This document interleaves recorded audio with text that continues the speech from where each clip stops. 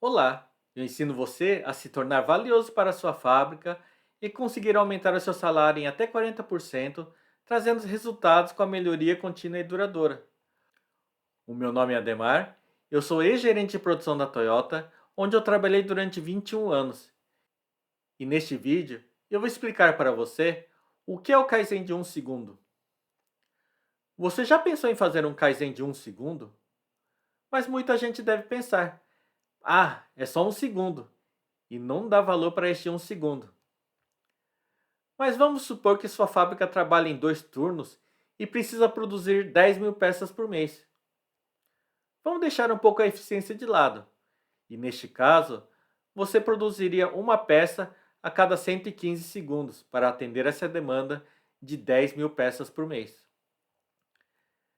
Mas ao realizar um Kaizen de 1 segundo, você já consegue produzir 10.100 peças por mês. São 100 peças a mais por mês, por causa de 1 segundo. Não é bom? E se você conseguir fazer 2 Kaizens de 1 segundo por semana? São 8 segundos no mês, que são quase 800 peças a mais por mês. Você já pensou nisso? Muitas vezes é difícil encontrar oportunidades para fazer um Kaizen de 10 segundos na sua linha, mas é fácil enxergar 10 Kaizens de 1 segundo. Muitas vezes é uma bancada mais próxima, é a posição de uma ferramenta ou de um componente. Mas eu sei porque muitos não fazem Kaizens de 1 segundo, porque esses Kaizens de 1 segundo se perdem dentro da operação e, apesar dos esforços, acabam não trazendo resultados para a maioria das empresas. Mas para mim, para o Aldemar, uma coisa, outra coisa. Não podemos parar de fazer Kaizens porque elas se perdem. Primeiro, precisamos atuar na causa do porquê o Kaizen se perde. Eu já postei vídeos sobre esse tema no meu canal, onde eu falo como tornar a melhoria contínua duradoura. Caso você se interesse por esse tema, vai no meu canal e procure o meu vídeo, pois hoje eu vou te ensinar a enxergar esses Kaizen de 1 segundo na sua fábrica. Para isso, eu vou utilizar a ferramenta dos 7 desperdícios em uma fábrica, que são o excesso de estoque, produção excessiva, transporte, a espera, a falta de qualidade, a movimentação e o processo desnecessário. Vamos começar pelo excesso de estoque. O excesso de estoque possivelmente te traz tranquilidade. O excesso de estoque de produtos acabados ou de componentes aguardando serem utilizados garante que você irá sempre atender à necessidade do seu cliente. Porém, o excesso de estoque acaba aumentando os custos, devido ao espaço necessário para o armazenamento, e você também precisa de empilhadeiras para movimentar esse estoque, fazer inventários frequentes para garantir a curacidade e balanço de caixa. E para isso, você precisa de pessoas para fazer esse inventário. Você precisa reconfirmar a qualidade antes da expedição, pois o produto pode ter se deteriorado enquanto estava no estoque. Mas também pode acontecer do estoque de componentes estar muito alto na linha. Muitas empresas não possuem uma definição de quantidade de estoque de matéria-prima ou de componentes do lado da linha. Assim, quando precisa virar a linha para um outro produto, perde-se muito tempo para retirar o que sobrou. Mas imagine, se a quantidade fosse exata e não sobrasse nada, quanto tempo você iria levar para retirar essas sobras? Zero. Você concorda que isso aumentaria sua eficiência? Outra coisa que acontece muito é não ter clara a quantidade de peças em estoque entre os processos. Pense em uma célula de produção onde os operadores executam a operação em cada um dos postos de trabalho.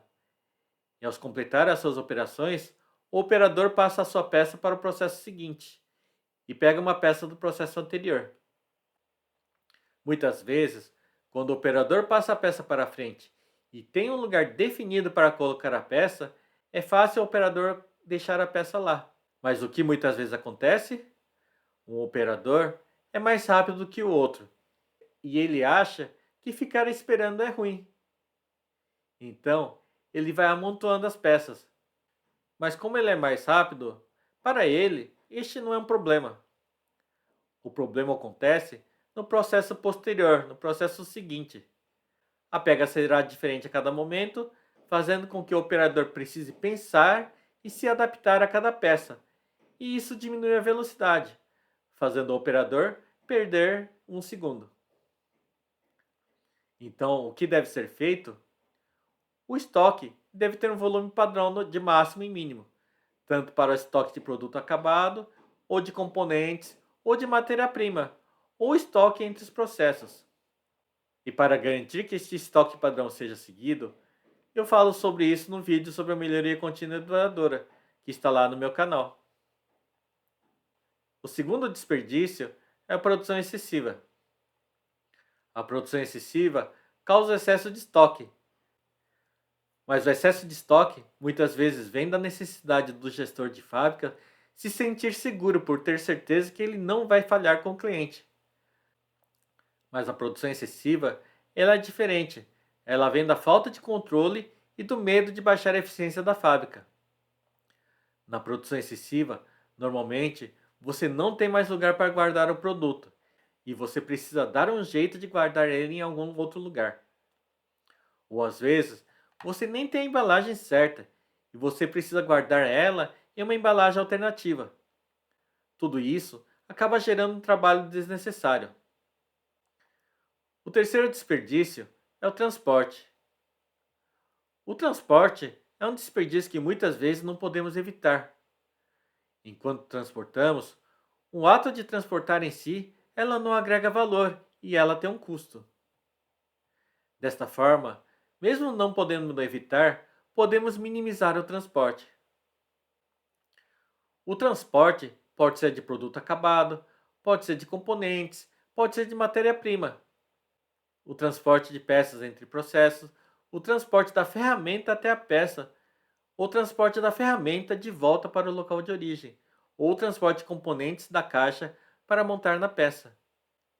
Então, você precisa compreender onde está o transporte dentro do seu processo, dentro da sua operação, e se não for possível eliminá-la, reduzi-la.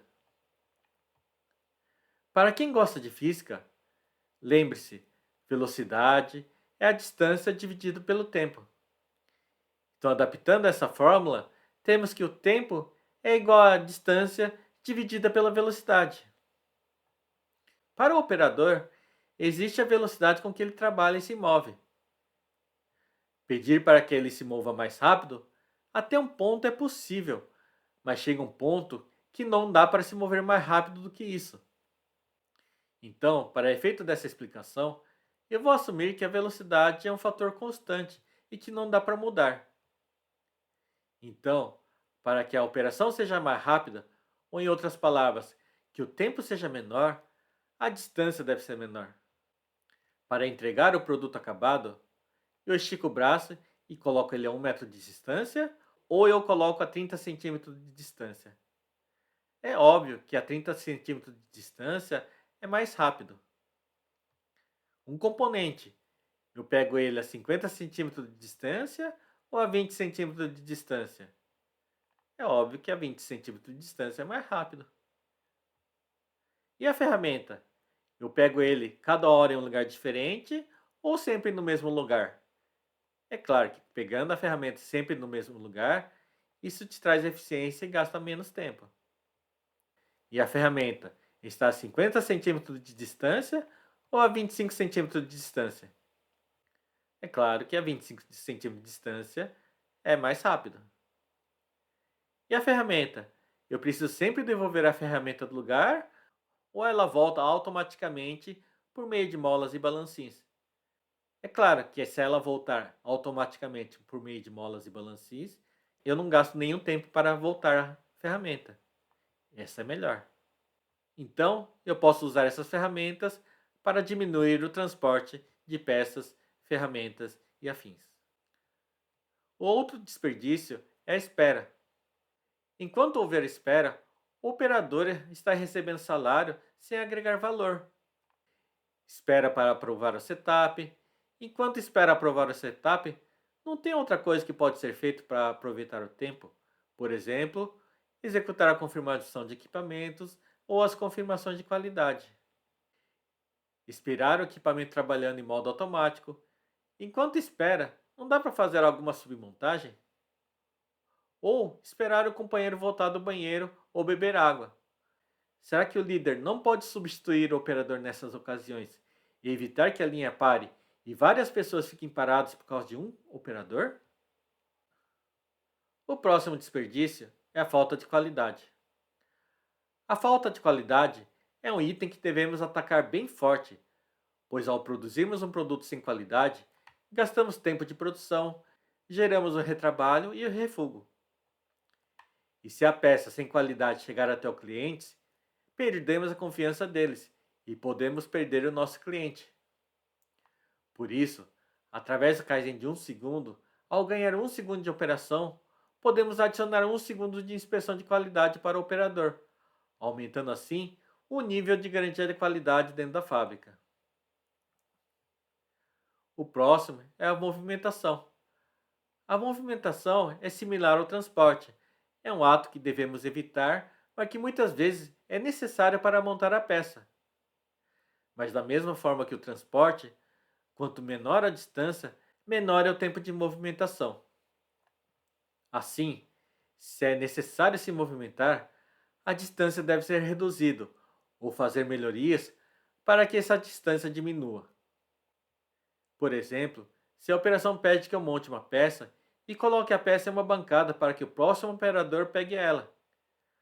A bancada a 1 metro de distância gasta 2 segundos, sendo 1 segundo para ir e 1 segundo para voltar.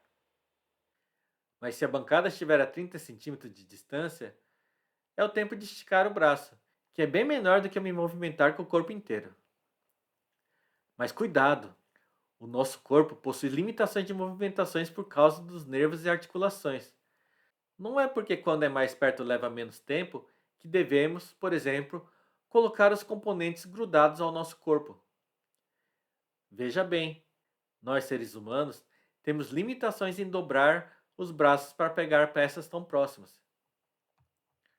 Então, a melhor coisa é, ao ter uma ideia de melhoria, simule você mesmo.